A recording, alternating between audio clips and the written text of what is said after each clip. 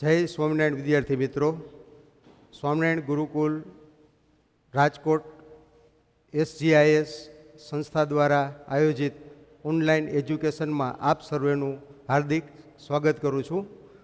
મારું નામ જીતેશ ગોસ્વામી છે. આજનો આપણો ટોપિક છે એક્ટિવ પેસિવ.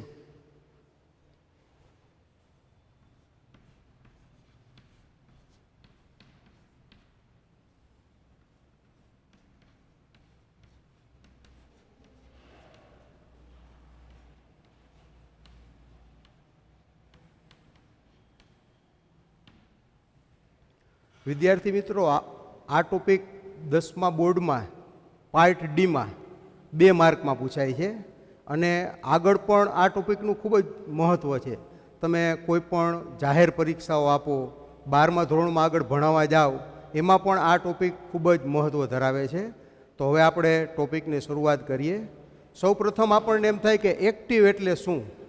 તો એક્ટિવ શબ્દ જ છે એ આપને ખ્યાલ આવી જાય. એક્ટિવ એટલે એને કહી શકાય આપણે કર્તરી. પેસિવ એટલે થાય કર્મણી. તો આ 2 શબ્દ તમારી સામે મૂક્યા છે, કર્તરી અને કર્મણી. તો પહેલાં તમે શબ્દ જો કર્તરી, તો એમાં કંઈક કર્તા શબ્દ હોય એવું આપને સંભળાય છે. અને બીજો શબ્દ પેસિવ છે, તો એમાં આપને કંઈક કર્મ શબ્દ હોય એવો ભાવ સૂચવાય છે. તો આની ઉપરથી આપણે એવું કહી શકાય કે કર્તરી એટલે એવું વાક્ય કે જેમાં કર્તા મુખ્ય હોય, અને કર્મણી એટલે એવું વાક્ય કે જેમાં કર્મનું પ્રાધાન્ય વિશેષ હોય. તો એ આપણે હવે ઉદાહરણ દ્વારા સમજશું. સૌપ્રથમ તમને એક્ટિવ પેસિવમાં પહેલું એક્ટિવનું ઉદાહરણ આપું છું.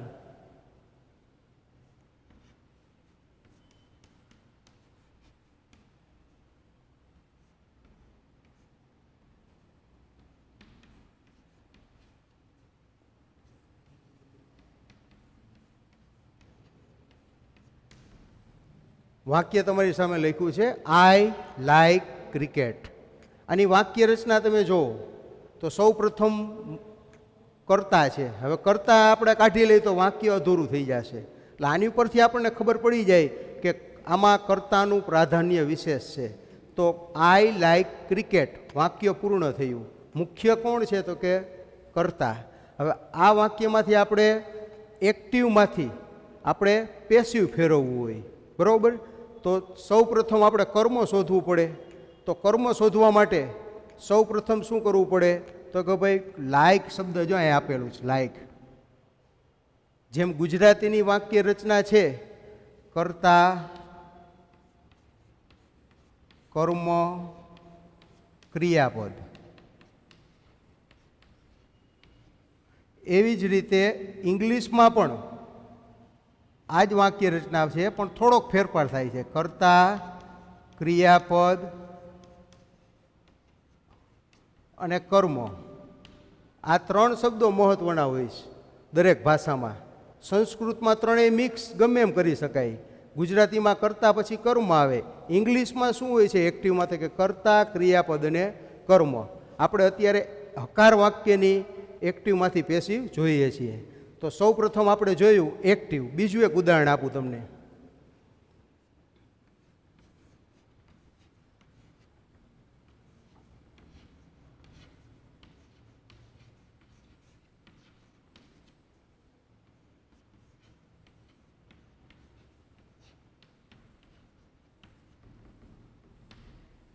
જો રાજ એરેન્જીસ ધ ચેર્સ.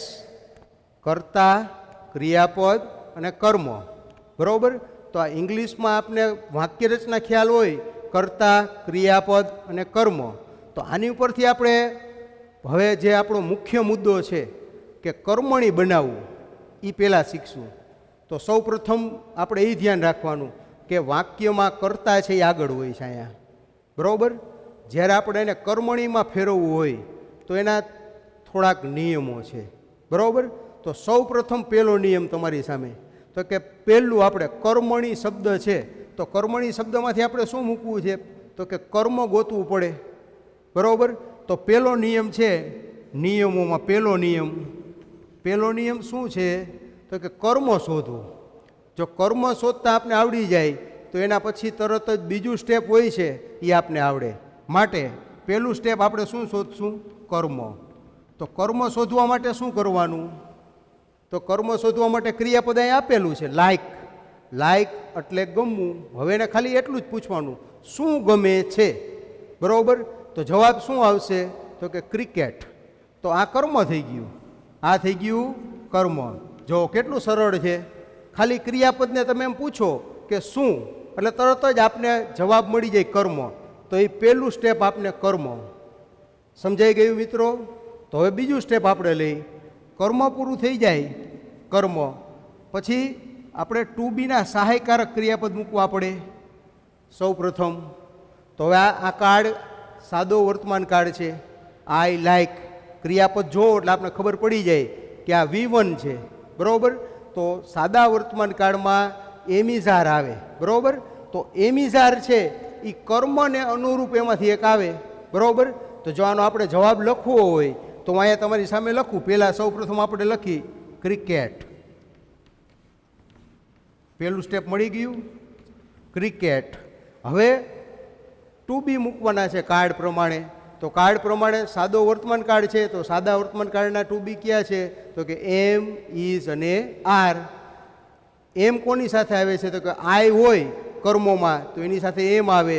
ઇઝ કોની સાથે આવે તો કે હી, સી અને ઇટ એની સાથે ઇઝ આવે છે.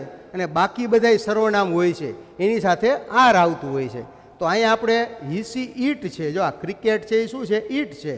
તો ઇટ સાથે આપણે શું આવશે? ઇઝ. તો આપણે ઇઝ મૂકી દો, ક્રિકેટ ઇઝ. હવે ત્રીજું સ્ટેપ. બરાબર. V3 ગુજરાતીમાં આપણે એને ભૂતકૃદંત ઓળખીએ, ભૂતકૃદંત તરીકે ઓળખીએ છીએ. ભૂતકૃદંત શું સૂચવે છે તો કે ક્રિયાની પૂર્ણ સ્થિતિ. પણ અહીંયા એ આપણે ભૂતકૃદંત તરીકે ક્રિયાની પૂર્ણ સ્થિતિ નથી, બીજો ઉપયોગ એનો પેસિવ વોઇસ તરીકે સૂચવે છે. તો આમાં ક્રિયાપદ કયું છે આપણે પહેલાં જોઈ લીધું કે લાઈક. બરાબર. તો લાઈકનું ભૂતકૃદંત શું થાય તો કે લાઈકનું ભૂતકૃદંત થાય લાઈકડ, LIKED. બરાબર. હવે એવી જ રીતે માની લ્યો કે હું તમને બીજા 2-3 ઉદાહરણ આપું. રાઇટ તો એનું શું થાય? Write, wrote, written. Speak, speak, spoke, spoken. Tell, tell, told, told. આવી રીતે થોડાક ક્રિયાપદો છે એ આપણે વાંચી લેવા પડે, કારણ કે મેન આધાર V3 છે. બરાબર. ભૂતકૃદંત આપણે ખબર ન હોય તો આપણું આખું વાક્ય ખોટું પડી શકે છે. માટે ક્રિકેટ ઇઝ લાઇક્ડ. આ 3 સ્ટેપ થયા. કર્મ મળી ગયું, ટુ બી મળી ગયું, પછી V3. હવે ત્યાર પછી આવે છે બાય વડે. કર્તા કર્મનું સ્થાન લે છે. બાય વડે કર્તા કર્મનું સ્થાન.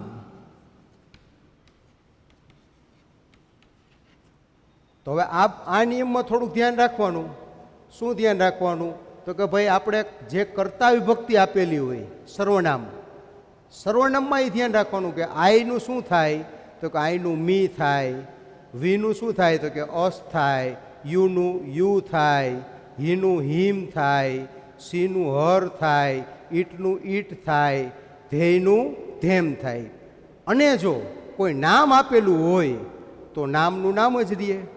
એટલે દાખલા તરીકે અહીંયા તમને આમ આપ્યું હોય આઈ, તો એનું પેસિવ વોઇસમાં શું થઈ જાય? By me. બરાબર. પછી માની લો કંઈ નામ આપ્યું હોય મયુર. બરાબર. જો નામ હોય તો બાય મયુર. હવે તમે અહીંયા જોઈ શકો છો કે આપણે એક્ટિવ પેસિવમાં છેલ્લું સ્ટેપ આવ્યું હતું આગળ, તો એમાં શું આવશે? બાય વડે કરતા કર્મનું સ્થાન. તો હવે માની લો કે આપણે પેલા બાય મૂકી જ દેવાનું આવશે, બાય. હવે શું બાકી રહ્યું તો કે ભાઈ અહીંયા આઈ છે, તો આઈનું શું થઈ જાય? હમણાં જ આપણે કીધું. જો કેટલું સરળ છે. સૌ પ્રથમ આપણે કર્મો લીધું, પછી ટુ બી લીધું, પછી ભૂતકૃદંત લીધું, પછી બાય વડે કરતા કર્મનું સ્થાન, અને છેલ્લે જો કોઈ અન્ય શબ્દ હોય. બરાબર. તમને એમ લાગે કે વાક્યમાં બીજા કોઈ અન્ય શબ્દ આપેલા હોય, આમાં નથી આપ્યા, આપણે ટૂંકમાં સમજવા માટે. પણ ક્યારેક માની લો કે એમાં અન્ય શબ્દ આપેલા હોય તો એ ત્યાં મૂકી શકાય. તો આ જે વાક્ય આપણે કર્યું એ સાદા વર્તમાન કાળનું હકાર બનાવ્યું. બરાબર? ચાલો, સમજાઈ ગયું બધાને? હવે આપણે બીજું વાક્ય, બરાબર, આ જ પદ્ધતિમાં નકાર વાક્ય ભણશું કે આ જ કાળનું નકારમાં કેમ બનાવવું. તો ચાલો એ જોઈએ.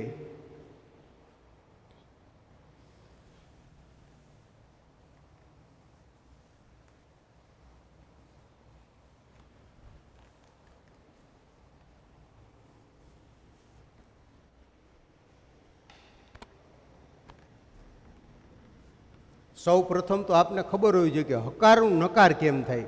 ઘણા વિદ્યાર્થીઓ આમાં જ ભૂલ કરી જતા હોય છે. દાખલા તરીકે આવું વાક્ય આપ્યું હોય, હી રીડ્સ ધ રામાયણા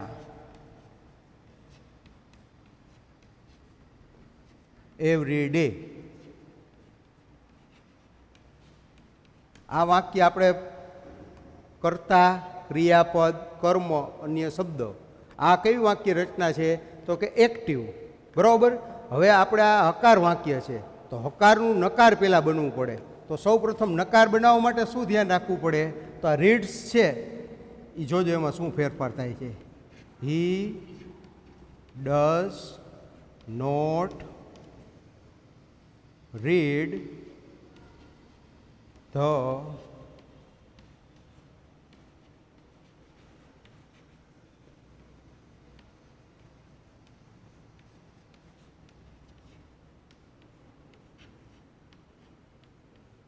આની ઉપરથી આપણે ખ્યાલ આવી જાય કે માત્ર ફેરફાર શું થયો? તો કે ડઝ નોટ વત્તા V1. બરાબર? તો સાદા વર્તમાન કાળનું આપણે અહીંયા વાક્ય હકાર હતું એનું મેં નકાર કર્યું. હવે આનું આપણે હમણાં જ થોડોક ટાઈમ પહેલાં જ આપણે જોયું વાક્ય રચના એક્ટિવમાંથી પેસિવ કરવું હોય તો પહેલું સ્ટેપ પાછું રિપીટ કરી લઈ. તો પેસિવમાં પહેલું કામ શું કરવાનું? તો કે કર્મ શોધવાનું. કર્મ કેવી રીતે મળે? તો કે ક્રિયાપદને શું પૂછો? ક્રિયાપદને શું પૂછો? જે વાંચે છે. શું વાંચે છે? એટલે તરત આપણે કર્મ મળી જાય. તો આપણે જોયું પેલા આ વાક્યનું પેસિવ કરી છે કે ધ રામાયણ.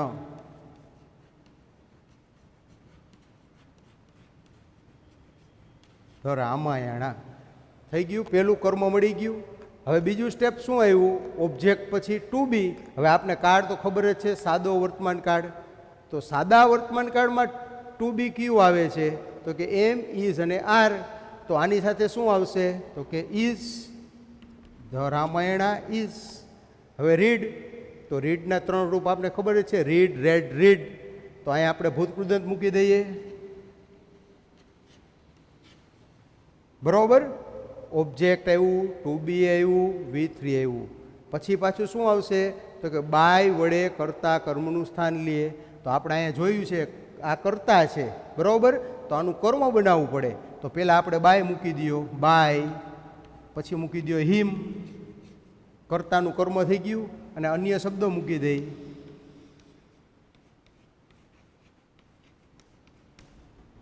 ચાલો, આ વાક્યનું આપણે પેસિવ કર્યું. હવે નકાર વાક્ય છે નેગેટિવ. તો એમાં પણ એવું જ છે, થોડોક ફેરફાર છે, ધ્યાન રાખજો. સાવ સરળ વાક્ય છે. જો તો પહેલું સ્ટેપ આમાં એ જ આવશે, કર્મ શોધવું. શું નથી વાંચતો? તો કે ભાઈ રામાયણા. તો મૂકો આગળ the.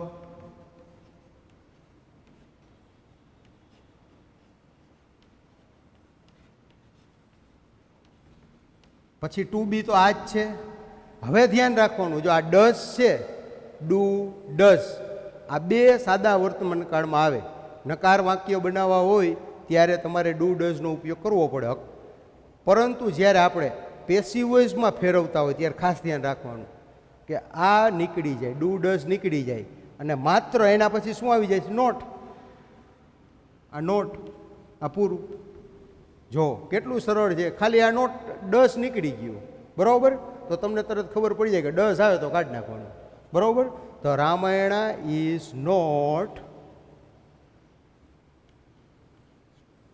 Read by him every day.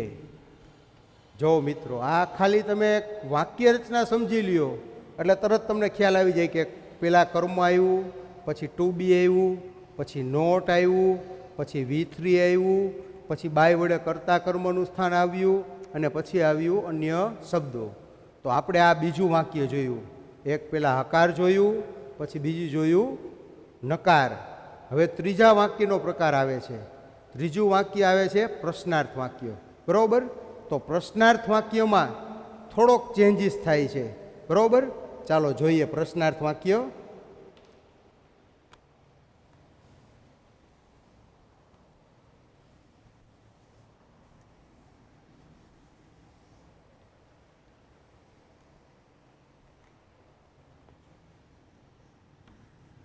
પ્રશ્નાર્થમાં પણ બે પ્રકાર હોય છે. એક ઇન્વર્ઝન ક્વેશ્ચન, જેનો જવાબ હા અથવા ના વડે આવે. બરાબર? અને બીજો છે WH. બરાબર? હવે હા ના વાળું પ્રશ્નાર્થ વાક્ય. તો હા ના વાળા પ્રશ્નાર્થ વાક્યમાં શું હોય જોવો તો એની વાક્ય રચના શું છે? તો કે દાખલા તરીકે do you speak English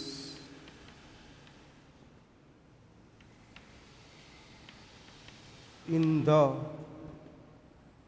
class. હવે આ વાક્ય પ્રશ્નાર્થ છે, પણ એનો જવાબ કેમ આવશે? હા અથવા નામાં. તમે વર્ગમાં અંગ્રેજી બોલો છો? તો એનો જવાબ શું આવે? આપણે કહી શકીએ હા અથવા ના. માટે આપણે ખબર પડી જાય કે આની વાક્ય રચના શું છે. તો કે આગળ સહાયકારક ક્રિયાપદ આવ્યું, પછી કર્તા આવ્યું, પછી ક્રિયાપદ આવ્યું, પછી કર્મ આવ્યું, પછી અન્ય શબ્દો આવ્યા. હવે માની લ્યો કે આપણે આનું પેસિવમાં ચેન્જીસ કરવું છે. તો શું ધ્યાન રાખશું? સૌ પ્રથમ તો કે ભાઈ આપણે હમણાં જ બોલ્યા કે સૌ પ્રથમ આપણે કર્મ શોધવું. તો કર્મ શોધવા માટે પહેલાં આપણે શું કરશું? સ્પીકને પ્રશ્ન પૂછવાનો. શું બોલે છે? તો કે ઇંગ્લિશ. તો આની પરથી આપણે ખબર પડી ગઈ કે ઇંગ્લિશ કર્મ છે. પણ ખાસ ધ્યાન રાખજો મિત્રો, પ્રશ્નાર્થ વાક્યમાં ડાયરેક્ટ કર્મ નથી આવતું. પ્રશ્નાર્થ વાક્ય હોય તો પહેલાં શું મૂકવું પડે? થોડોક ફેરફાર. ઓમાં આપણે શું મૂકતા હતા પહેલાંમાં? તો કે ભાઈ આપણે ઓબ્જેક્ટ વત્તા ટુ બી મૂકતા હતા. યાદ આવ્યું? હવે આમાં એટલું જ યાદ રાખવાનું છે, ટુ બી આગળ લઈ લેવાનું છે. તો હવે આનું ટુ બી કયું છે? આ કાર્ડ તો આપને ખબર છે, ડુ યુ સ્પીક. આની પરથી ખબર પડી જાય કે આ સિમ્પલ પ્રેઝન્ટ ટેન્સ છે. તો સિમ્પલ પ્રેઝન્ટ ટેન્સના ટુ બી ક્યાં આવે? તો કે એમ, ઇઝ અને આર. તો હવે ઇંગ્લિશને ધ્યાનમાં રાખીને એની સાથે ક્યું લાગશે? તો કે ભાઈ ઇઝ. તો આપણે પહેલાં મૂકી દઈએ ઇઝ. આ ઇઝ મૂક્યું. સૌ પ્રથમ પ્રશ્નાર્થ વાક્ય હાનાવાળું હોય તો એમાં આ ધ્યાનમાં રાખવાનું. બરાબર? ઇઝ. પછી બીજું શું આવે છે? Is English. Is English. બરાબર? ત્યાર પછી આમાં આપણે એમ કરતા હતા ઓબ્જેક્ટ ટુ બી,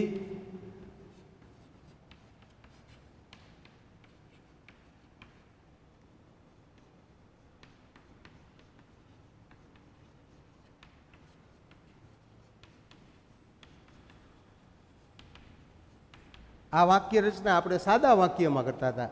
કર્મ, સહાયકારક ક્રિયાપદ, ભૂતકૃદંત અને બાય વડે કરતા કર્મનું સ્થાન, અન્ય શબ્દો.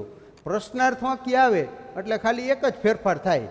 આ ટુ બીને આપણે આગળ લઈ લ્યો. તો જો આ ટુ બી મેં આગળ લઈ લીધું. રેડી? હવે બીજું શું આવ્યું?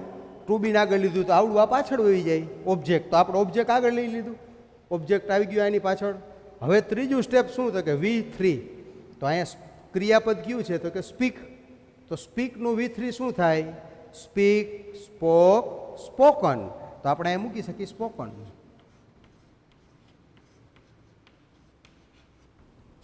બરાબર? Speak, spoke, spoken. હવે ચોથું સ્ટેપ શું આવ્યું? તો કે બાય વડે કરતા કર્મનું સ્થાન. જો આની પહેલાં આપણે એ જ કીધું હતું, અહીં આપણે પાછા જોઈ લઈ. બાય મૂકી દેવાનું. આઈ હોય તો આપણે એમ કરતા હતા બાય મી. અહીંયા નામ આપ્યું હોય મયુર, તો બાય મયુર. સમજાઈ ગયું? તો બાય પછી આપણે પેલા બાય મૂકી દેવાનું, આ બાય. બરોબર? ત્યાર પછી શું આવશે? તો કે હવે આમાં કરતા કોણ છે? અહીં તો યુ છે, તો આપણે અહીં મૂકી દઈએ યુ. યુનું યુ. હવે તમને એમ થવું જોઈએ કે આ યુ ને આ યુ ફેર શું? આ યુ કરતા છે ને આ યુ કર્મ છે. બરોબર?